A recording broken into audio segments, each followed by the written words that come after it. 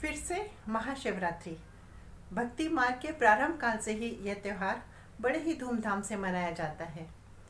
निराकार परमात्मा को पूजने वाला ये एकमात्र त्यौहार है।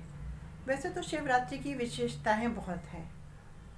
सत्यम शिवम सुंदरम, संसार सारम, अभयंकरम, दुख हरणम, करुणावतारम। दुनिया भर के भक्त इस त्यौहार को मनाने का अपना अपना तरीका अपनाते हैं। शायद ये दुनिया का एकमात्र ऐसा त्यौहार है जिसकी बहुत सारी कथाएं हैं, अनुश्रुतियां हैं और भिन्न भिन्न काल्पनिक गाथाएं जुड़ी हुई हैं, जिस कारण भक्त लोग कभी कभी भ्रमित हो जाते हैं।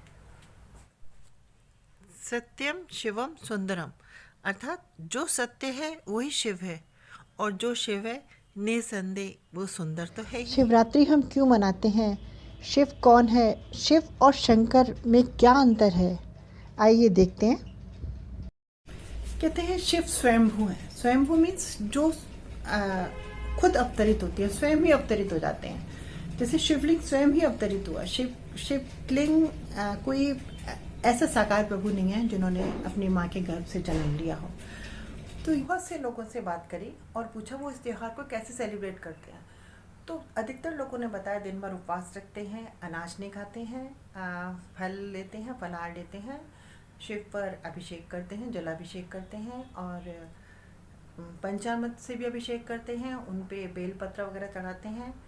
और कई लोग भांग पी के इस त्यौहार को अपने ही तरह से इस त्यौहार का आनंद लेते हैं। आइए देखते हैं कि इस त्यौहार को हम कैसे मनाते हैं, क्यों मनाते हैं और इनसे कौन कौन सी पौराणिक कथाएं जुड़ी हुई हैं।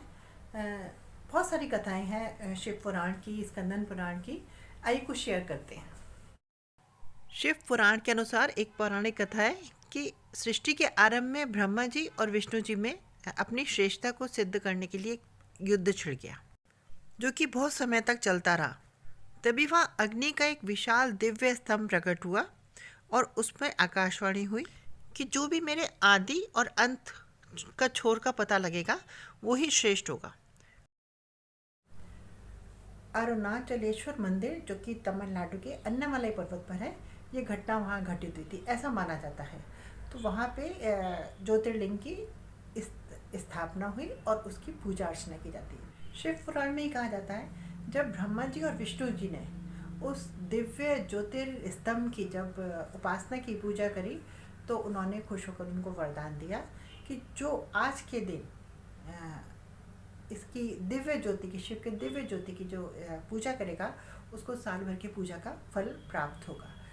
उस दिव्य स्तंभ से, प्रकाशित स्तंभ से यह भी आकाशवाणी हुई कि ब्रह्मा जी और विष्णु जी की रचना उन्होंने ही की थी। उन्होंने ही विश्व को नई रचना करने के लिए ब्रह्मा जी की और पालना करने के लिए विष्णु भगवान की रचना करी थी।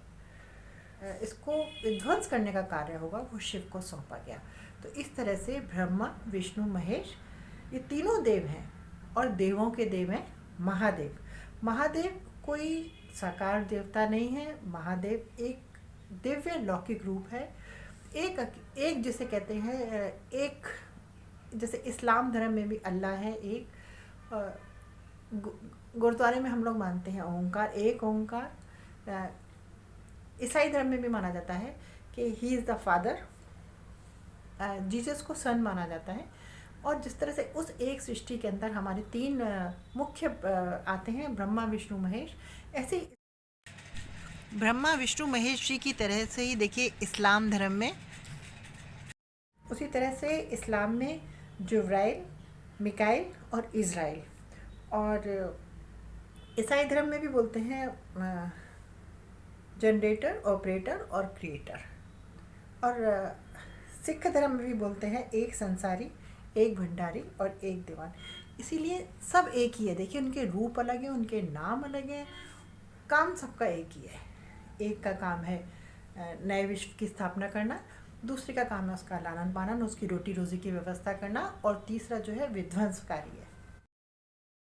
उस दिव्य स्तंभ जिसको हम शिव कहते हैं उसी ने ही शंकर जी की उत्पत्ति, अर्थात दिव्य शक्ति ही द्वारा ब्रह्मा, विष्णु और महेश जी की उत्पत्ति हुई है। ये देवता हैं, वरदान देने वाले देवता हैं। शिवलिंग एक ज्योतिर्लिंग है, इसके अलग मायने लगाए लोगों ने। अब हम कहेंगे ज्योतिर्लिंग हमारे देश में जब बाहर से कुछ लोग आए, उन्होंने देखा जब सब तरफ शिव की पूजा हो रही है, तो उन्होंने ज्योतिर्लिंग का अर्थ ही बदल दिया। लिंग का अर्थ होता है स्वरूप, जैसे स्त्रीलिंग स्त्री स्वरूप, पुरलिंग पुरुष स्वरूप, शिवलिंग शिव स्वरूप क्या है? ज्योति बिंदु। तो क्योंकि ज्योति का आकार ओवल शेप का होता है, अंडाकार होता है, इसलिए शिवलिंग को अंडाकार बनाया जाता है, ना कि वो शिव का लिंग है। बहुत अजीब बात है, ये हमारे शब्दों के अर्थ बदल गए तो इसकी परिभाषा ही बदल गई। तो ये ज्योति स्वरूप जो है, ये जो शिव स्वरूप है, जो शिवलिंग है, उसकी पूजा अर्चना की जाती है, ना कि शिव के लिंग की, जो कि दूसरे अर्थ में प्रयोग किया जाता है। दूसरी मान्यता के अनुसार इस दिन शंकर जी और पार्वती जी का विवाह हुआ था, इसीलिए हम लोग शिवरात्रि का त्यौहार मनाते हैं। शिवलिंग पर हम लोग बेलपत्र चढ़ाते हैं। तो बेलपत्र अभी आप देखिए कितने प्रकार के होते हैं। ये देखिए बेलपत्र के प्रकार। पद्म पुराण और ब्रह्म पुराण में बेलपत्र की महिमा बताई गई है। तीनों काल के पापों से मुक्त होने के लिए इसको शिव पर अर्पित किया जाता है। 3 पत्ते, इसका अर्थ यानी त्रिशूल, त्रिनेत्र, सूर्य चंद्र अग्नि, गंगा जमुना सरस्वती, तन मन धन, राजस्व सतत तमस, तीनों काल और तीनों लोक। 5 मुखी बेलपत्र और कहीं कहीं 9 मुखी और कहीं 13 मुखी बेलपत्र के भी दर्शन हम लोगों को कहीं कहीं मिल जाते हैं। स्कंदन पुराण में पार्वती के रूपों को अलग अलग बेलपत्र में बताया गया है। जैसे कहा जाता है कि इसकी जड़ों में गिरजा देवी विद्यमान रहती हैं, इसकी तनों में महेश्वरी देवी, शिखाओं में दक्ष विनाशिनी देवी स्थित रहती हैं, इसकी पत्तियों में पार्वती स्वयं होती हैं, इसके फलों में कात्यायनी देवी और इसके फूलों में महागौरी देवी विराजमान रहती है। क्या दोस्तों कभी आपने सोचा है शिव और शंकर के ये 2 रूप कैसे हैं? ये एक ही मंदिर में दोनों तरह की स्थापना है, वो कैसे? जबकि एक शिव का रूप बहुत सौम्य, शांत, ज्योतिर्बिंदु और एक शंकर का रूप रौद्र रूप, ये दोनों में क्या विभिन्नता है? हिंदू धर्म में हम जितना अपने वेदों और पुराणों को पढ़ते जाएंगे, हम उतना ही उसमें खोते जाएंगे, उलझते जाएंगे, जब तक हम उसका संपूर्ण ज्ञान नहीं कर लें। क्योंकि इसमें इतनी पेचीदगियां हैं, जब तक हम इसका संपूर्ण ज्ञान ना कर लें, पूरा अध्ययन ना कर लें, हम इसको नहीं समझ सकते। हम में से ज़्यादातर लोग यही समझते हैं कि शिव ही शंकर हैं, लेकिन अगर हम वेदों और पुराणों को सही सही पढ़ते हैं तो हमारे समझ में आ जाता है कि ऐसा सच बिल्कुल नहीं है। तो अब हम बात करते हैं शिव और शंकर में क्या अंतर है। ठीक है, तो दरअसल हम में से ज़्यादातर लोग शिव और शंकर को एक ही मानते हैं, लेकिन ऐसा सच नहीं है। शंकर भगवान, जिन्हें हम महेश भी कहते हैं, वो त्रिमूर्ति का ही हिस्सा है। जैसे जिससे पूरी सृष्टि का निर्माण हुआ है, ब्रह्मा, विष्णु, महेश। तो महेश जो हैं वो ही शंकर हैं। ब्रह्मा का कार्य सृष्टि का निर्माण करना है और विष्णु का काम इस सृष्टि को चलायमान रखना, इस सृष्टि का पालन करना, और शंकर जी का काम है नई सृष्टि के सृजन के लिए पुरानी सृष्टि का विनाश कर देना। ठीक है, तो अब ये ब्रह्मा, विष्णु, महेश तीनों देव, ब्रह्मा जी को हम लोग कमल के साथ दिखाते हैं, विष्णु सुदर्शन चक्र के साथ दिखाया जाता है और महेश्वरी अपने त्रिशूल के साथ दिखाया जाता है। इस तरह शंकर भगवान ही एक तरह से रचित, इनकी उत्पत्ति हुई है, अवतरित भगवान नहीं है। ये तीनों देव हैं और मैंने जैसे पहला भी बताया कि ये तीनों देवों के देव हैं, महादेव, जिनका कोई आकार नहीं है, जो एक हैं, जिनकी पूजा ज्योतिर्लिंगम के रूप में की जाती है, ज्योति स्वरूप बिंदु की जाती है, जिन्होंने संपूर्ण सृष्टि की रचना करी है।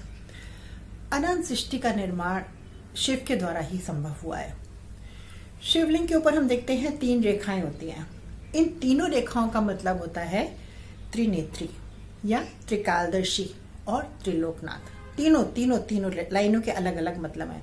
त्रिनेत्री का अर्थ है 3 नेत्रों वाला, और त्रिकालदर्श का अर्थ है जो तीनों कालों को एक साथ दृष्टि जिनको कर सके, देख सके, और त्रिलोकीनाथ तीनों लोगों का भगवान। और अगर हम अपने वेदों और पुराणों को अच्छे से अध्ययन करेंगे तो हर जगह ये अच्छा लिखा है कि शिव निरंकारी हैं, उनका कोई आदि कोई अंत नहीं है, वो स्वयं भू है। भू में जो स्वयं पर अवतरित होते हैं और अवतरित होते हैं। आप देखिए आज के मंदिर में अगर हम शिवलिंग का भी स्थापना करते हैं तो शिवलिंग को मेन दरवाजे से नहीं लेके आते हैं, शिव का गुम्बद हटा के ऊपर से लाया जाता है। ऊपर से लाने का एक सीधा सीधा अर्थ है कि ये अवतरित होते हैं, ना कि ये इन्होंने किसी माता के गर्भ से जन्म लिया है। ठीक है, वेद पढ़ते हैं तो हम देखते हैं शिव भी ध्यान मुद्रा में बैठे होते हैं। ध्यान किसका कर रहे होते हैं? वो ध्यान कर रहे होते हैं शिव का। शिव जिन्होंने उनको कार्य दिया है संहार का, तो उस संहार की शक्ति को अपने अंदर समाहित करने के लिए शंकर भगवान उनका ध्यान करते हैं। कई जगह हमने देखा कि राम ने शिव की आराधना की, शिव ने राम की आराधना की। तो जो राम ने शिव की पूजा की वो शिवलिंग की पूजा की, शंकर की पूजा नहीं की। शंकर रात्रि नहीं होती, शिवरात्रि होती है, यानी निराकार भगवान का अवतरण आज के दिन हुआ था, इसीलिए ये महान पर्व मनाया जाता है। प्रभु को हम न जाने कहाँ कहाँ ढूंढते रहते हैं, वो तो हमारे अंदर ही समाया है। हमने अपना तन तो धो लेते हैं मल मल के, लेकिन अपने कलुषित मन को नहीं धो पाते हैं। अगर हम अपने मन को देखें तो प्रभु हमें हर जगह दिखाई देंगे। प्रभु का कोई रूप नहीं है, शिव का कोई रूप नहीं है, कोई वो साकार प्रभु नहीं है। वो कहते हैं अणु से भी छोटे हैं, अणु से भी छोटा है और पूरे विश्व से, पूरे ब्रह्मांड से भी बड़ा है। उनका कोई रूप नहीं है, उनकी कृपा हमको सब जगह दिखाई देती है। चाहे हम देखें कोयल की कूक हो, बच्चे की मधुर वाणी हो, ये बिजली की चपल चंचता में वो हो, चाहे वो सरिता और सरोवर में हो, ईख की मिठास में वो, इमली की खटास में वो, यहाँ तक कि पवित्र यौवन में वो।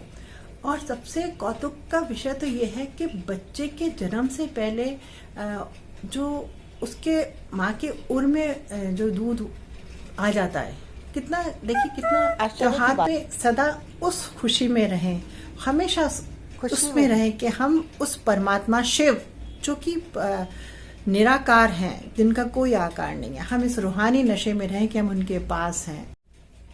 महाशिवरात्रि का पावन पर्व हमारे देश में बहुत ही श्रद्धा के साथ मनाया जाता है, लेकिन अब जैसे जैसे समय बीत रहा है, अब ज़रूरत है कि हम उसके आध्यात्मिक पक्ष को भी समझें और अर्थ समझकर इस पर्व को मनाएं।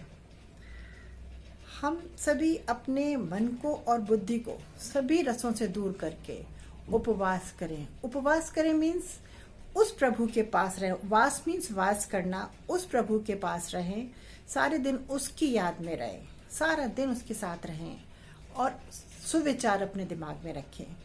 इस तरह से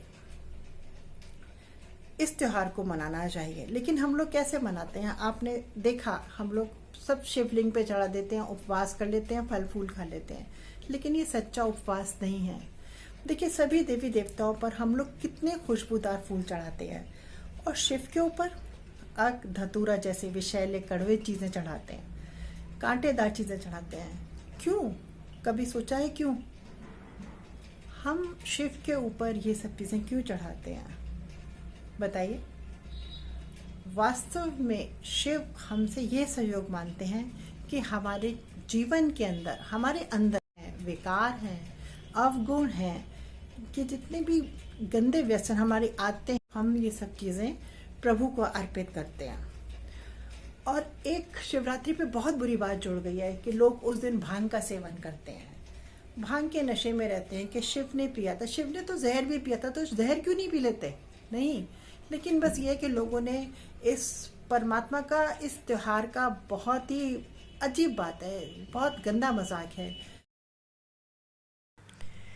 ये हमारे शिव मंदिर मुख्य ज्योतिर्लिंगम, इनकी ऊर्जा इतनी ऊर्जावान है कि लोगों को अपनी तरफ आकर्षित करती है, और इसीलिए इसकी शीतलता को बनाए रखने के लिए ऊपर कलश की स्थापना कर दी जाती है, जिससे कि बूंद बूंद करके जल शिवलिंग पर आता है। सबका मालिक एक है, और हमारे हिंदू धर्म में उस एक को देवों के देव महादेव कहा जाता है, शिव सदाशिव कहा जाता है, जिसका कोई रूप रंग आकार नहीं। शिव आदि है, अनंत है, जीवन मधु बसंत है, मधुबन कर श्रृंगार वो स्वयं करता है, हर फूल से और हर कली से प्यार वो करता है। शिवोहम शिवोहम ब्रह्म स्वरूपोहम।